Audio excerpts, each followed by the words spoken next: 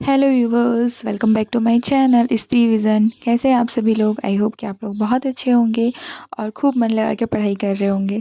तो सभी को पता है कि महिला पर्यवेक्षक आ चुकी है और सभी लोग बहुत बहुत बहुत मन लगा के पढ़ाई करिए और अपने अपने आप को उस मुकाम तक देखिए।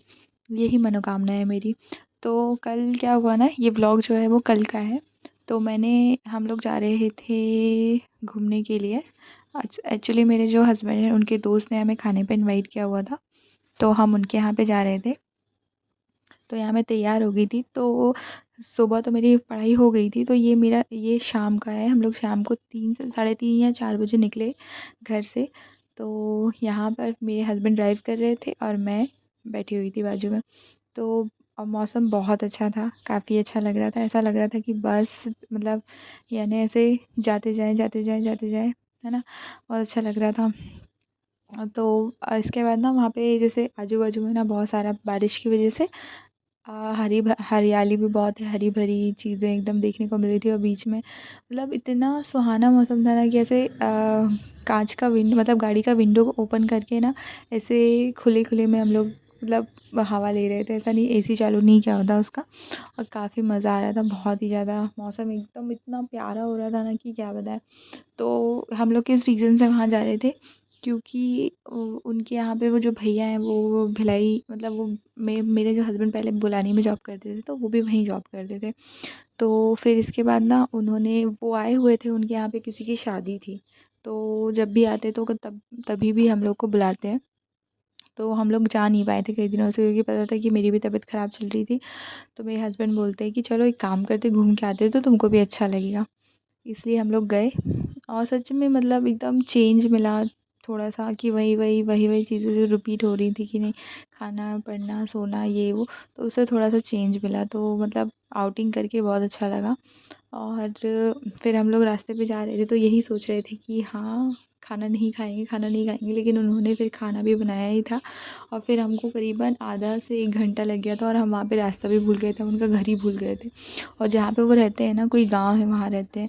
तो हमको याद ही नहीं था कहाँ से जाना है, कहाँ से जाना है। फिर बहुत मुश्किल से हमें आधे घंटे के बाद याद आया कि ये वाली रोड है, यहाँ से जाना है। फिर आपको लास्ट टाइम मैंने बताया था कि वहाँ पे एक पम्मी डॉग मिली थी।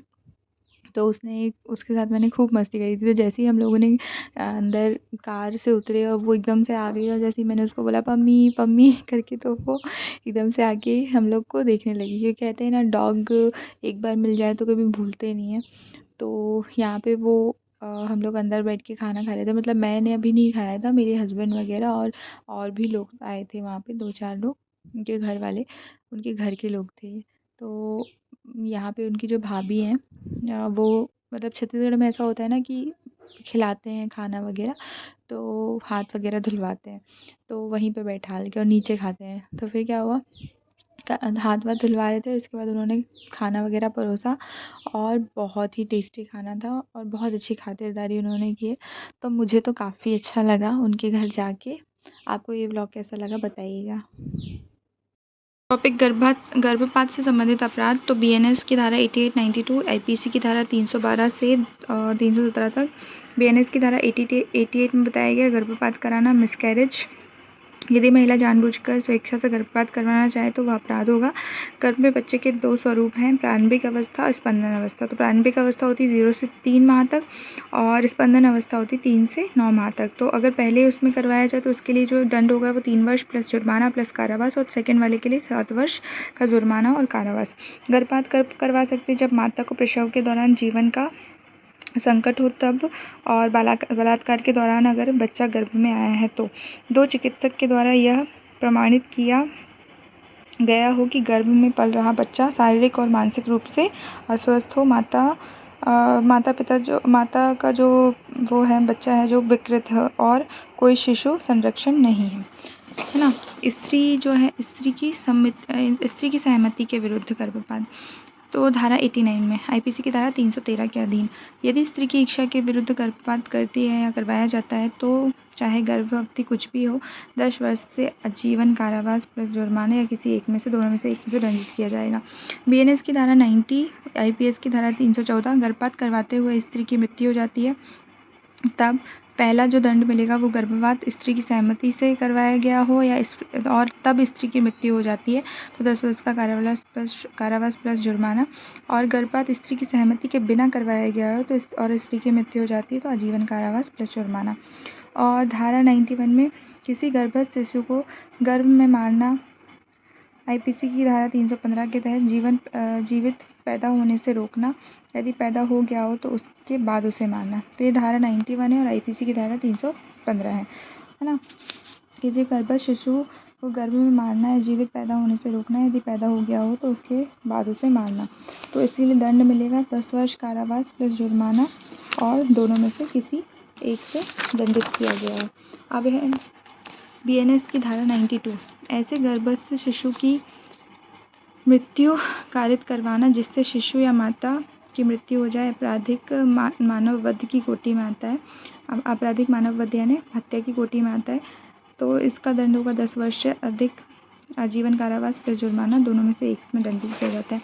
अब ये जो मैंने जितने ये बताए हैं ना, ये सारे के सारे जितने हैं, तो ये सारे के सारे जो थे महिलाओं के ऊपर जो अत्याचार हो रहे थे वो बताए थे।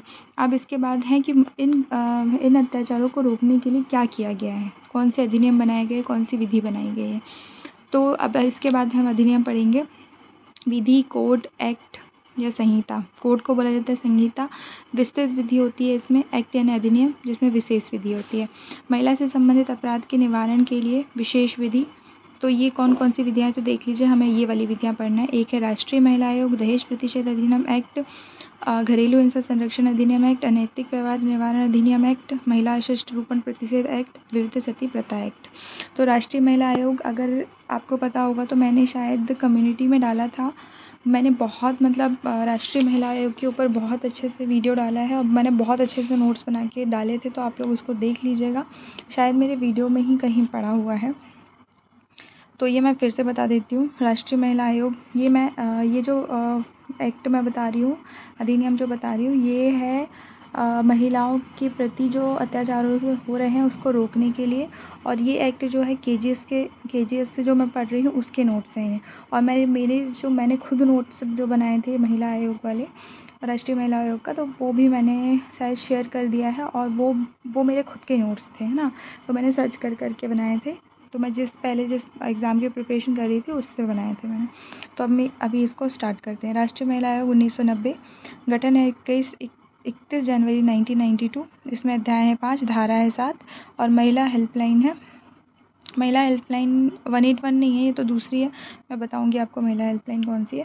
प्रथम अध्यक्ष सुश्री जयंती पटनायक, वर्तमान है रेखा शर्मा जो 2 बार बनी है। धारा 1 में विस्तार, अधिनियम का विस्तार और नाम बताया गया है।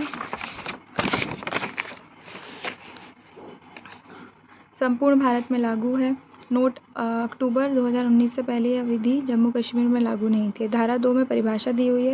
ये सारी की सारी धाराएं आप याद रखिएगा कि धारा 2 में क्या दिया है, उसका पूरा का पूरा, क्योंकि इससे बहुत सारे क्वेश्चन बनेंगे। महिला नारी की पहचान हो तक और उसमें शील लज्जा की भावना है। महिला की उम्र जन्म से मृत्यु तक। तो महिला की परिभाषा क्या है ये बताया गया है, ठीक है। धारा 3 में बताया गया महिला आयोग का गठन। पहला, महिला आयोग का अध्यक्ष सहित 7 सदस्य होगा। एक महिला एससी की तथा एसटी जनजाति की होना अति आवश्यक है। धारा 4 में कार्यकाल बताया गया है। यह एक सांविधिक आयोग है। 3 वर्ष या 65 वर्ष की आयु तक जो पहले पूरा हो कार्यकाल। भारत सरकार को त्यागपत्र देकर पद कभी भी छोड़ सकते हैं। तीसरा, साबित कदाचार संवैधानिक अक्षमता के आरोप की जांच हायर सुप्रीम कोर्ट के द्वारा राष्ट्रपति अगर करवाता है, तो यदि आरोप सिद्ध हो गया है तो राष्ट्रपति को इसे अपने पद से हटवा सकता है। धारा 10, महिला आयोग का कार्य, महिला के संरक्षण से संबंधित सभी विषय जो है उसके कार्य करना होगा। प्रतिवर्ष महिला उत्पीड़न के मामले का केंद्र सरकार को सौंपेगा। महिला की दशा सुधारने के लिए राज्य से सिफारिश करना। संविधान और विधि में समय समय पर सुधार करने के लिए संशोधन करना। महिला अधिकार हनन के शिकायत आदि की जांच करना। महिलाओं में भेदभाव और अत्याचार से संबंधित उसको प्रोत्साहन देना। संबंधित जो कानून उसको प्रोत्साहन देना। महिला के विकास व दशा सुधारने का मूल्यांकन करना। महिला से संबंधित कोई भी मामला है, जैसे 3 तलाक मामला है, तो विधिक दायरे में लाया गया है। मुस्लिम महिला भी अपने अलग हुए पति से दूसरा विवाह होने के पूर्व तक अपने जीवन निर्वाह के लिए क्षतिपूर्ति की मांग कर सकेगी, बशर्ते उसकी दूसरी शादी ना हुई है ना। फिर है मोहम्मद अहमद वर्सेस शाह बानो बेगम 1986 का जो मामला था, 40 साल बाद निर्णय आया तो उसे 2018 में 3 तलाक वाला जो मामला है उसको रद्द कर दिया गया था। कार्यस्थल पर लैंगिक शोषण जो होगा वो अनुच्छेद 21 में जीवन के अधिकार में आएगा। विशाखा दत्त वर्सेस राजस्थान 2013 का मामला है, तो लोकल स्टैंडी कहते हैं और PIL जनहित में याचिका कहते हैं। उस समय तक इसे लोकल स्टैंडी कहा जाता था। इस मामले को विशाखा दत्त वर्सेस राजस्थान 2013 वाले मामले को अब इसे PIL कहते हैं। अब कोई भी इस याचिका को दायर कर सकता है। तो फ्रेंड्स ये था आज का एक्ट। तो अब इसके आगे है दहेज प्रतिषेध अधिनियम, है ना। तो इसके आगे का जो दहेज प्रतिषेध अधिनियम है वो मैं आपको कल बताऊंगी। तो प्लीज़ अगर आपको वीडियो अच्छा लगता है तो प्लीज़ लाइक सब्सक्राइब कर दीजिएगा और कमेंट करके बताइएगा कि आपको वीडियो कैसा लगा, और प्लीज़ शेयर ज़रूर करिएगा। तो मिलते हैं कल नेक्स्ट वीडियो के साथ। Bye bye.